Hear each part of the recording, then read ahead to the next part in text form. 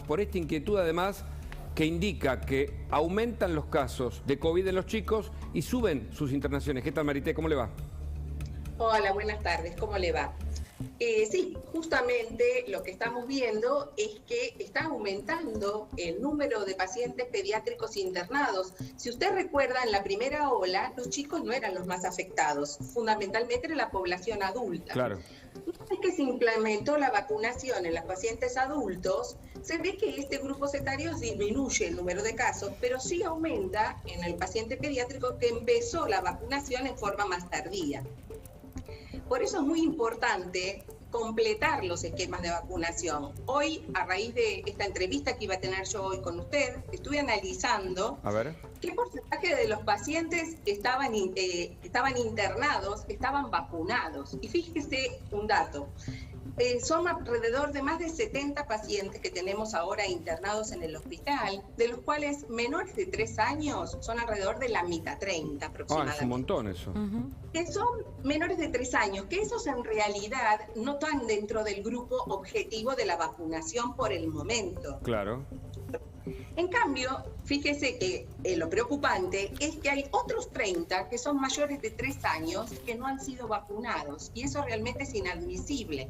Aparte, fíjese que nuestro hospital, que recibe pacientes inmunocomprometidos, este grupo de pacientes es fundamental que estuviera vacunado. Entonces, es un llamado de atención para los papás, para los pediatras, para concientizar que es muy importante la vacunación, porque la verdad que, fíjese, las muertes, si bien una muerte es realmente muy lamentable, fíjese que si usted compara el número que ahora nosotros tenemos en forma sostenida, más de 100.000 casos hace muchas semanas, y fíjese que la cantidad de muertes no se compara con la que teníamos en la segunda ola, que era muchísimo mayor.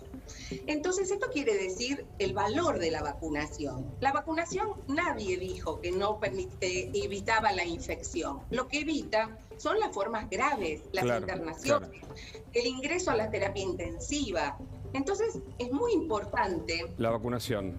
La vacunación. Marité, y ahora comienzan las clases y el gobierno habló de la autorización de la Pfizer para niños. ¿Cuál es su mirada?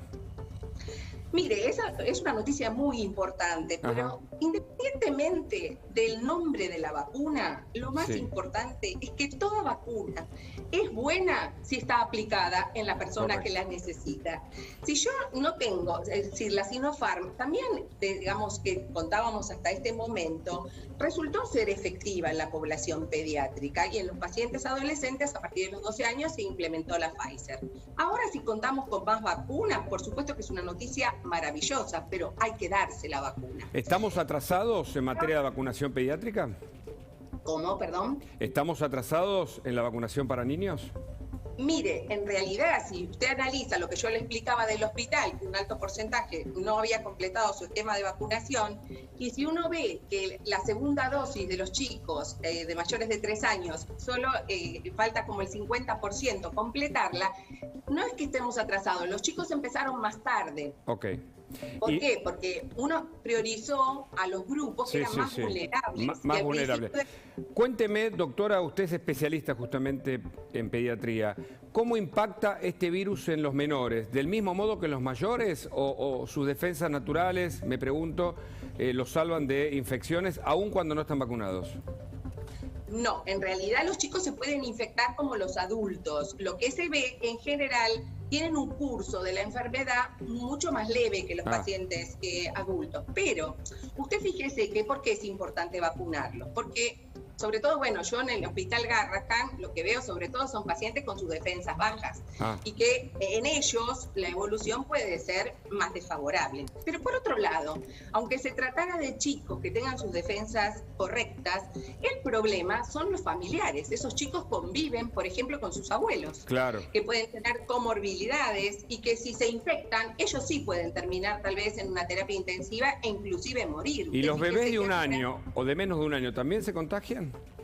Sí, se puede contagiar porque en realidad, mire, cuando empezó la primera ola en Wuhan, al principio se los acusaba a los chicos, comparándolo con otros virus respiratorios, de que eran los grandes dispersores de la infección y que eran, digamos, los culpables de la transmisión. Pues se vio que eso no era tan así y que en realidad casi el 70 o el 80% de los chicos se contagiaban de un adulto. Correcto. Por eso es importante que cuando yo, sobre todo los chicos menores de 3 años, no los puedo vacunar, implementar las normas de protección, de usar el barbijo, la distancia social, los ambientes ventilados y la vacunación de los que sí pueden hacerlo. Guadalupe. Porque todas estas medidas van a impactar en la familia de esos chicos y en los propios chicos. Totalmente, es algo comunitario. Es algo comunitario. Exactamente. Y bien familiar.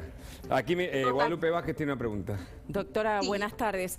La ministra Bisotti se refirió a la posibilidad, por ahora descartada, de hacer obligatoria la vacunación por COVID en este momento en el esquema, en el calendario de vacunas escolar que se pide en el ingreso de los chicos en primer grado. ¿Usted qué piensa sobre esto? Mire, yo puedo poner obligatoria cualquier vacuna. El problema es que si yo no concientizo de la importancia de la vacuna, fíjese que en el calendario oficial es obligatoria las vacunas. Y sin embargo, con la pandemia, el miedo de los padres para llevarlo a los controles y a los vacunatorios hizo que viviéramos en el Hospital Garrahan volver a resurgir infecciones que hacía mucho habíamos olvidado y que tienen protección por vacunas. Y estas son obligatorias y sin embargo los papás no lo hacían. Entonces, ¿qué es importante? Más allá de la obligatoriedad, es concientizar que si yo no me vacuno, a veces tal vez a mí no me pasa nada, pero yo puedo contagiar a otro y le puedo producir una infección grave, inclusive el ingreso a terapia intensiva y la muerte. Es una obligación moral, yo diría. No me tiene que ir la policía atrás mío para decirme te tenés que vacunar. Tiene que nacer de mí, pero eso es importante con las campañas, por eso es muy importante y les agradezco este espacio que me dan. Al contrario, es nuestra obligación. Digamos, para reforzar la importancia de la vacunación. Doctora, fíjese que, sí. Cuénteme, las personas, los chicos que ¿se contagian con la Omicron o puede haber también combinación con variantes anteriores como la Delta, por ejemplo?